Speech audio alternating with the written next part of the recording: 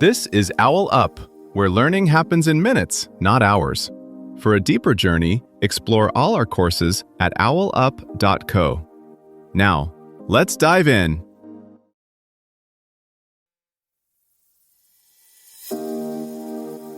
Welcome back to Chapter 2 of our series, Sustainable Weight Loss, the Anti-Diet Approach. In this episode, titled Mindset First, Address the Mental Game, we'll explore the mental barriers that often stand in the way of achieving sustainable weight loss. So, grab a comfy seat and let's dive in.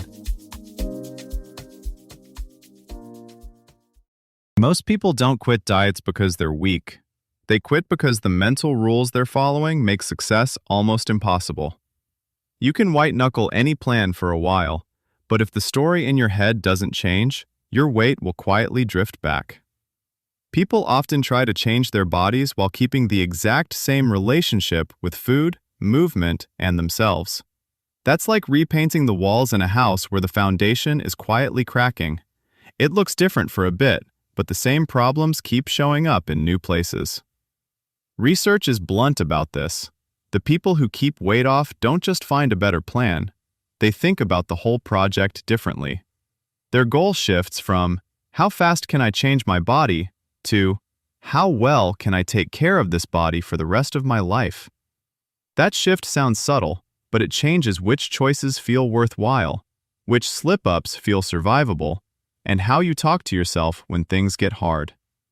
This is the mental game most programs skip. In this episode, we'll treat mindset as a skill you can train, not a personality trait you're stuck with. Here's the twist. Your brain quietly runs scripts about food, willpower, and success that were often written years ago by parents' comments, school weigh-ins, social media, or one awful doctor's visit. Those scripts shape what feels possible long before you choose breakfast. Think of them like old road signs on a route you've driven 1,000 times. You always quit here. You're either on or off. In this episode, we're not bulldozing the whole road. We're updating the signs so your automatic directions finally match where you actually want to go. Here's where the research gets uncomfortably practical. The thoughts you rehearse most often predict your behaviors more reliably than your meal plan does. People who focus on health, energy, and daily functioning don't just feel nicer about the process. They literally choose different actions. In the Teixeira study, the health-focused group planned meals so they could think clearly at work, play with their kids, or sleep better. The appearance-focused group was more likely to skip meals, over-restrict, and then rebound. Same desire to lose weight, radically different day-to-day decisions. Two mental habits show up again and again in long-term success. 1. Flexible thinking. Instead of, I blew it, today is ruined, it sounds like, lunch was chaotic, what's the next thing I can do that points me toward my goals?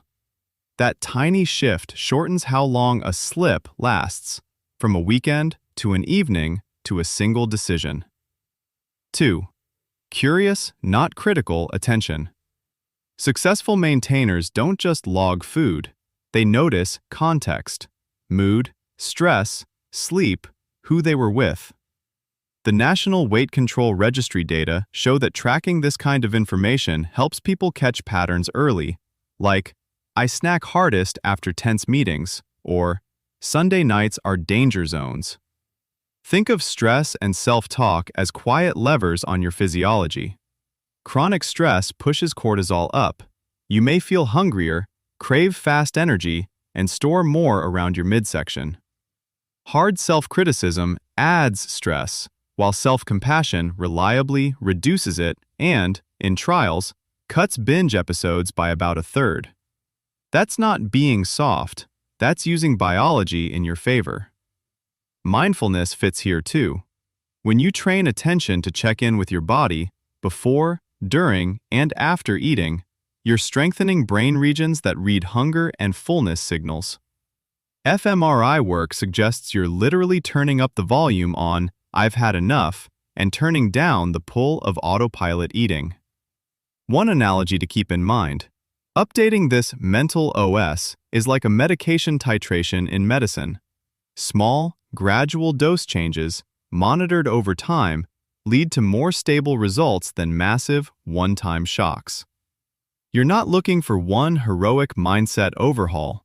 You're looking for tiny, repeated upgrades that compound. Think of two people leaving the same restaurant after a heavy meal.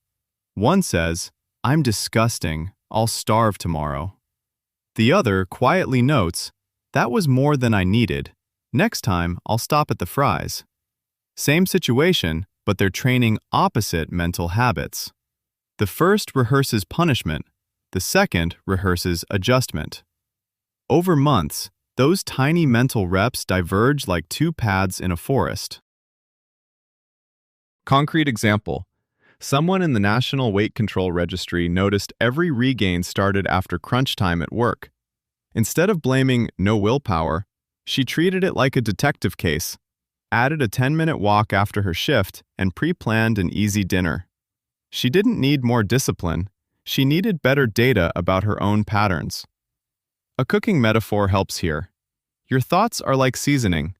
You can't fix a burnt meal with a sprinkle of salt, but the right spices, added early and often, quietly change how the whole dish turns out.